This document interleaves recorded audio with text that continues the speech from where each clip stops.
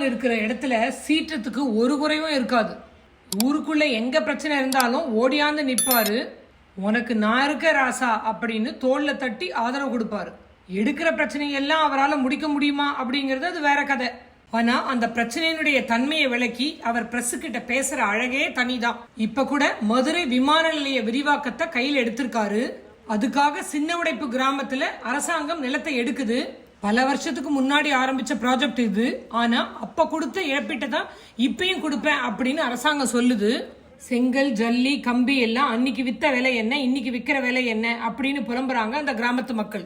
எல்லாத்தையும் பொறுமையா கேட்டுக்கிட்டு பிரஸ் கிட்ட வந்தாரு சீமான். சின்ன உடைப்பு ஏர்போர்ட் பிரச்சனை மட்டும் அல்லாம ஆளினால் எல்லா பிரச்சனையும் எடுத்து எவ்வளவு அழகா அலசறாரு பாருங்க.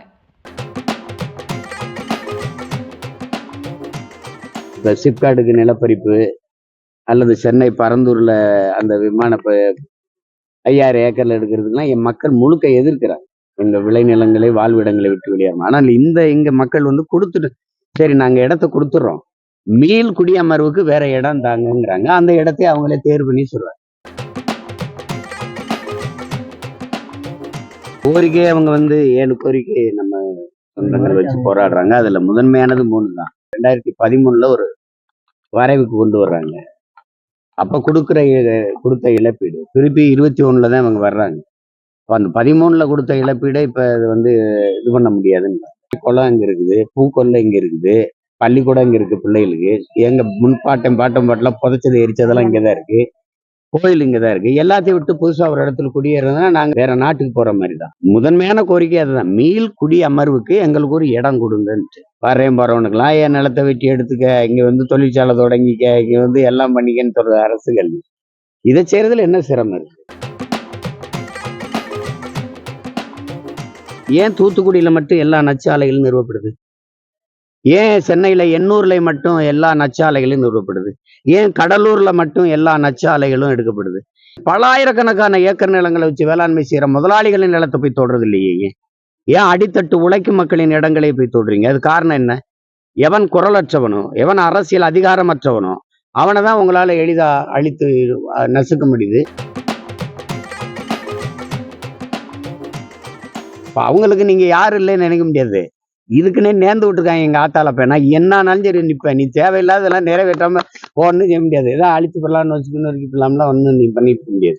ஏர்போர்ட்டை விரிவாக்கம் செஞ்சுட்டா நாடு வளர்ந்துருங்கிற. ஐயோ, பறக்கிறதுக்கு வண்டி இல்லை.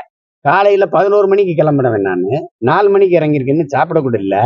ஏன்னா ஒரு வண்டி தான் இருக்கு, அவன் எடுக்கிறதா நேரம், அவன் விதிக்கிறதா கட்டணும். சொந்த நாட்டு மக்களை பட்டினியா போட்டு பறக்கிற வானூர்தியை பத்தி கவலைப்பட்டுக்கிட்டு இருந்தீங்கன்னா என்ன இருக்கும்?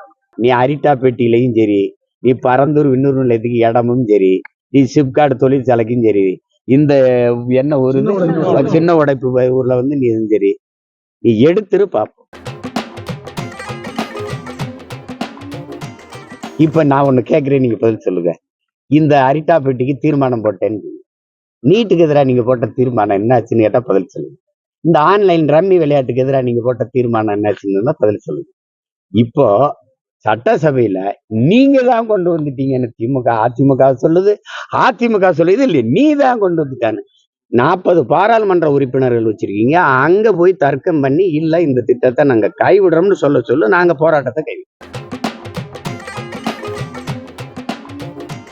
ஸ்டெர்லைட் துப்பாக்கி சூட்டுக்கு நீங்க விசாரணை வச்சீங்க. அருணா ஜெகதீசன் அம்மா நீதிபதி தலைமையில அந்த அறிக்கையை அவங்க தாக்கல் பண்ணி எவ்வளவு நாளாச்சு? எடுத்த நடவடிக்கை.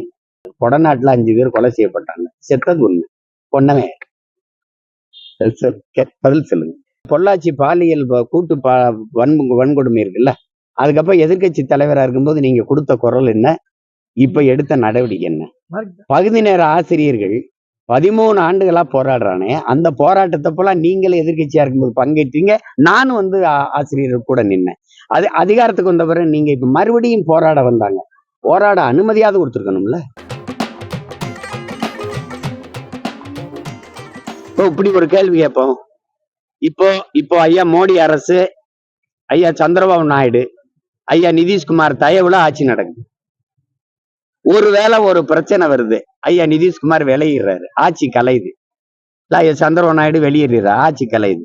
மறுபடியும் நாடெங்கிலும் தேர்தலா இல்ல எப்படி இப்ப சட்டசபைக்கும் கலைச்சிட்டு தேர்தல் வைப்பீங்களா இல்ல மொத்தமா நாடாளுமன்றத்துக்கு மறுபடியும் கலைச்சிட்டு தேர்தல் வைப்பீங்களா? இது எந்த மாதிரி? இது வேலை இல்லாத வேலை இல்லையா?